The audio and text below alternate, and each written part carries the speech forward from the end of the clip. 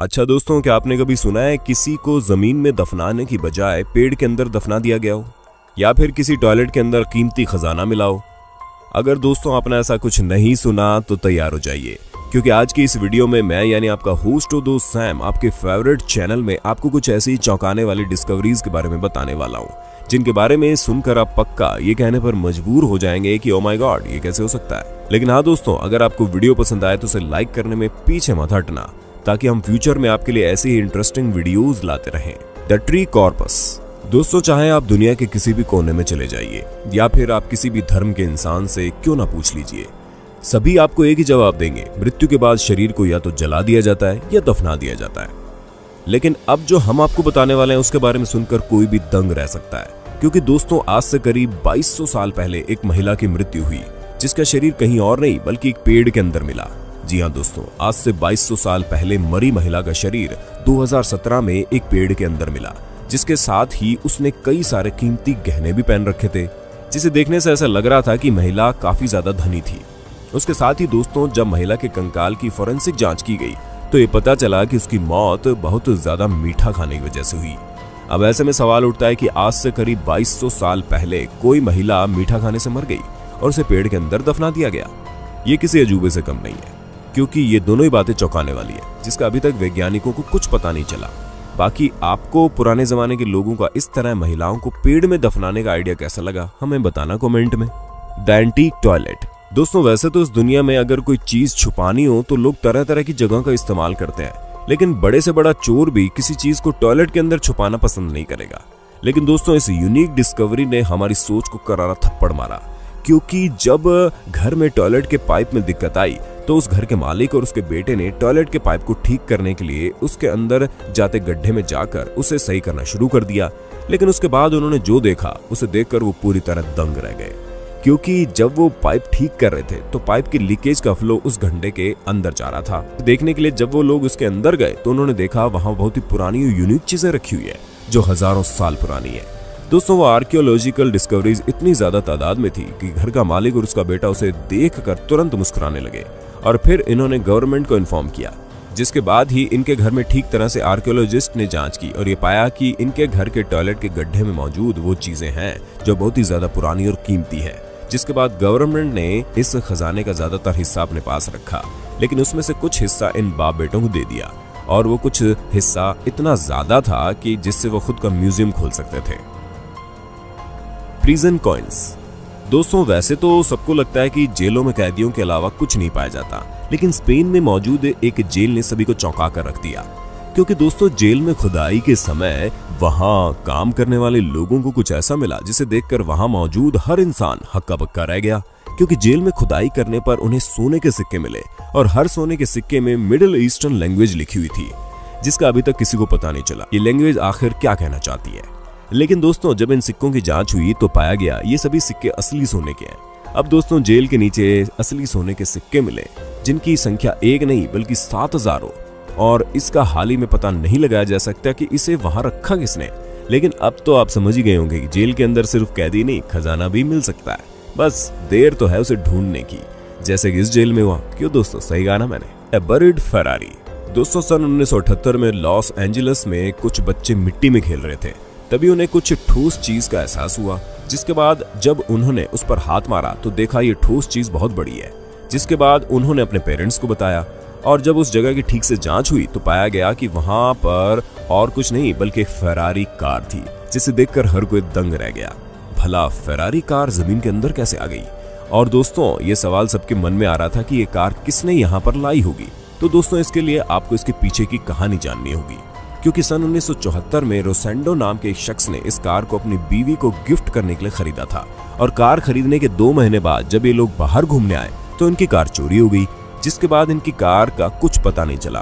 फिर उसके 4 साल बाद ये कार जमीन के अंदर छुपी हुई मिली। ऐसे में दोस्तों, ये बात किसी को नहीं पता चली कि ये कार यहाँ पहुंची कैसे।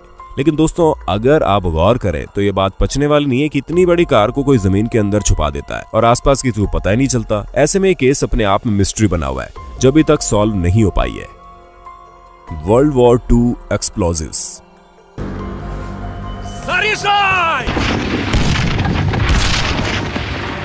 दोस्तों वैसे तो नदियों में नहाना खतरनाक होता है, लेकिन उसमें तरह तरह के पॉल्यूटेड बैग्स और उसके साथ ही कई तरह की खतरनाक चीजें मौजूद होती हैं जो हमें नुकसान पहुंचा देती हैं। लेकिन दोस्तों ग्रैंड नदी में 2 मछुआरों को जो मिला क्योंकि दोस्तों वहां कुछ और नहीं बल्कि वर्ल्ड वॉर 2 में इस्तेमाल किए जाने वाले विस्फोटक बम मिले। जी हाँ दोस्तों, ये वही बम है जो आपने कई फिल्मों में देखे होंगे, जिसमें लोग दांतों से बम के ऊपर लगी रिंग को निकालकर बम को एक्टिवेट कर देते हैं और उसके बाद उसे फेंक देते हैं। ठीक इसी प्रकार के बम वर्ल्ड वॉर 2 के दौरान इस्तेमाल हुए थे और वही बम इन 2 मछुआरों को नदी के अंदर मिले। लेकिन दोस्तों इससे ज्यादा चौंकाने वाली बात ये थी कि जितने भी बम मिले सबके सब इनएक्टिव थे, यानी अगर गलती से किसी से बम के ऊपर मौजूद रिंग निकल जाती तो बम कभी भी फट सकता था और इससे न जाने कितने लोगों की मौत हो जाती, इसका तो अंदाजा भी नहीं लगाया जा सकता। इसी वजह से जैसे ही इस चीज के बारे में गवर्नमेंट को पता चला तो उन्होंने पूरी नदी की इन्वेस्टिगेशन कराई और जब तक पूरी नदी की जांच नहीं हो गई किसी को भी नदी के पास नहीं जाने दिया गया।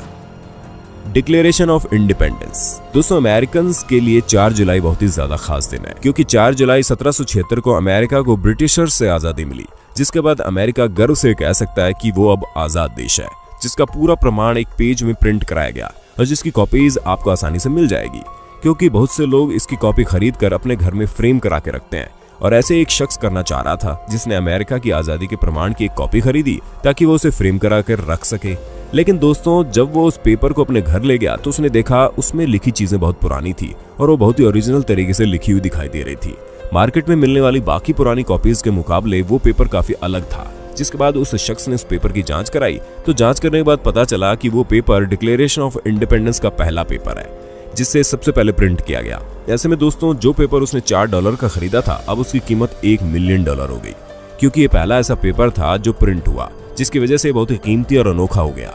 दोस्तों ये सारी बात जानने के बाद उस आदमी की तो किस्मत ही पलट गई, एक झटके में वो मालामाल हो गया। 19th century बिज़ंटीन coins. दोस्तों 2019 में तुर्की के अंदर जब खोजकर्ताओं की पूरी टीम ने खोज की तो उन्हें बिज़ंटीन एरा के 68 गोल्ड कॉइन मिले। इसका मतलब ये सिक्के आज से 1500 साल पुराने थे। ऐसे में दोस्तों आप तो ये समझ सकते हैं कि जब 100 साल पुरानी 10 रुपए की चीज लाखों तक बिक जाती है तो ये सोने के सिक्के हैं, वो भी 1500 साल पुराने, तो ऐसे में इनकी कीमत का अंदाजा लगाना ही मुश्किल है। लेकिन अगर हम आपको मोटा मोटा बताएं तो एक सिक्का $1 मिलियन का तो होगा ही। तो दोस्तों एक बात और बहुत ज्यादा चौंकाने वाली थी, वो ये कि ये सभी सिक्के छोटे छोटे डिब्बों में बंद करके रखे गए, जिसे देखकर ऐसा लग रहा था कि इन्हें सेविंग करने के लिए गार्ड रखा गया है।